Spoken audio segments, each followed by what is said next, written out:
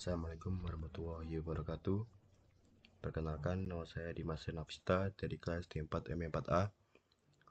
Pada kesempatan ini, saya akan mempresentasikan tugas besar dari mata kuliah analisa numerik dengan topik analisa turbulensi aliran fluida pada tiang-tiang offshore. Saatnya mendeskripsikan medan dan kondisi yang akan disimulasikan dan aplikasinya pada bidang keteknikan. Pada simulasi ini, saya menggunakan domain fluida yang menyerupai kondisi laut nyata dengan konfigurasi 3 buah tiang silinder vertikal yang disusun secara berurutan. Ketiga silinder ini bertindak sebagai representasi dari struktur-struktur tiang pada instalasi laut. Aliran fluida dari sisi kiri domain disebut sebagai inlet, dan sisi kanan luarnya fluida disebut outlet. Di antara aliran masuk dan keluar ini, fluida akan berinteraksi dengan ketiga silinder tersebut, membentuk pola aliran yang kompleks seperti wake dan vortex. Tujuan dari simulasi ini adalah untuk memahami bagaimana turbulensi terjadi di sekitar silinder dan bagaimana gaya-gaya fluida seperti gaya tarik yang disebut drag dan gaya angkat yang disebut lift terbentuk.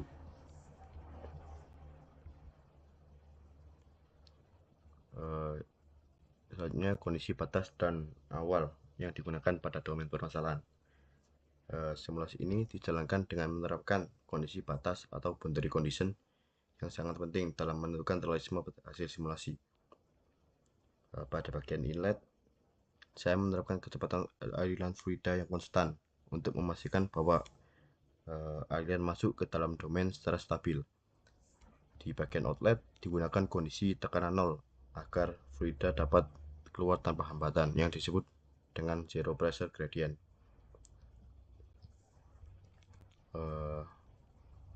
Lanjut, ini hasil meshing yang saya dapatkan di Salome. Untuk volumenya 41.900. Ini untuk hasil 3D nya. Untuk menjalankan simulasi numerik yang akurat, saya menggunakan software Salome untuk proses meshing. Meshing sendiri itu adalah proses membagi domain setelah simulasi menjadi elemen-elemen kecil atau grid yang masing-masing akan digunakan untuk menyelesaikan persamaan fluida secara numerik. Dalam kasus ini, saya membuat mesh yang cukup halus di sekitar daerah kritis seperti dekat dinding silinder agar dapat menangkap fenomena aliran seperti boundary layer dan vortex secara lebih detail. Tipe mesh yang saya gunakan ya selanjutnya, kondisi batas di OpenFOAM. Simulasi numerik saya jalankan di OpenFOAM, sebuah software open source yang sangat populer. Beberapa file utama yang digunakan dalam setup kasus ini adalah antara lain control disk yang digunakan untuk mengatur waktu simulasi, waktu output, dan interval pencatatan data. Kemudian file transport properties digunakan untuk mendefinisikan properti fluida seperti viskositas kinematik.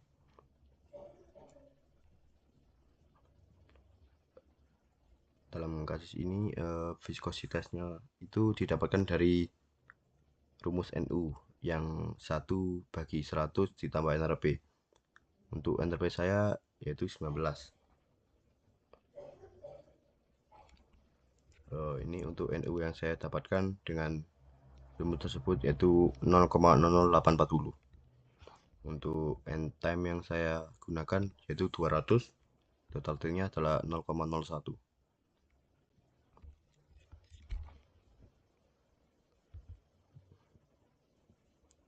Nah, ini untuk hasil simulasi vorticity-nya. Ini di time 0,5. Pada slide ini menunjukkan animasi hasil simulasi berupa vorticity atau pusaran yang terbentuk akibat aliran fluida melewati silinder. Ketika fluida mengatur melalui permukaan silinder, aliran mengalami pemisahan dan menghasilkan pusaran-pusaran di bagian belakang silinder yang dikenal sebagai wake region. Pusaran-pusaran ini menunjukkan adanya turbulensi dan interaksi kompleks antara fluida dan struktur fenomena.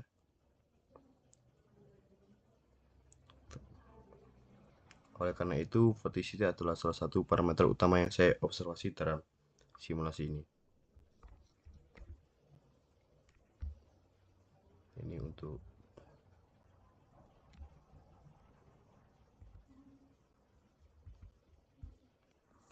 kemudian adalah hasil simulasi yang dalam kondisi pressure animation. Slide ini menunjukkan hasil visualisasi tekanan fluida di sekitar struktur silinder selama simulasi berlangsung. Distribusi tekanan memberikan informasi tentang bagaimana fluida berinteraksi dengan permukaan silinder. Bisa kita pilih.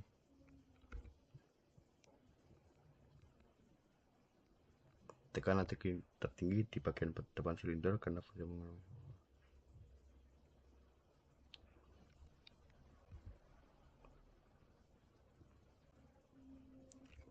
selanjutnya ini adalah hasil dari plot drag dan lift silinder 1, 2, 1 dan 2. Di sini saya menampilkan grafik dari koefisien drag dan koefisien lift terhadap waktu untuk silinder pertama dan kedua. Koefisien ini menggambarkan besarnya gaya yang bekerja pada struktur sebagai akibat dari aliran fluida. Fluktuasi nilai koefisien menunjukkan bahwa aliran di sekitar silinder tidak steady atau tidak stabil, melainkan dipengaruhi dari vortex yang terbentuk secara periodik. Untuk silinder kedua, mohon maaf. Untuk silinder kedua mengalami efek dari aliran yang telah dipengaruhi oleh keberadaan silinder pertama, yang menyebabkan pola drag dan liftnya tidak identik atau tidak stabil juga, bahkan bisa mengalami peningkatan atau pelemahan tergantung posisi dan jarak antar tiang.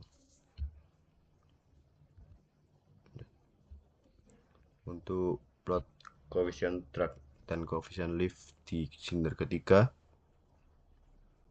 dari grafik ini dapat kita lihat bahwa fluktuasi drag dan lift cenderung lebih rendah dibandingkan silinder 1 dan silinder 2. Hal ini terjadi karena silinder ketiga berada di bayangan aliran atau wake dari dua silinder sebelumnya. Dalam kondisi seperti ini, energi kinematik fluida yang menghantam silinder ketiga lebih kecil karena sebagian besar energi telah terserap atau terdistribusi oleh dua silinder sebelumnya. Efek ini dikenal sebagai shielding effect atau sering dimanfaatkan dalam desain struktur laut berderet agar tiang-tiang di belakang menerima beban yang lebih ringan.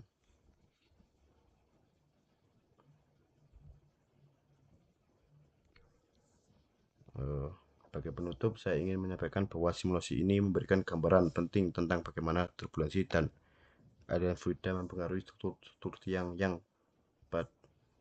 diinstalasi pada bangunan offshore.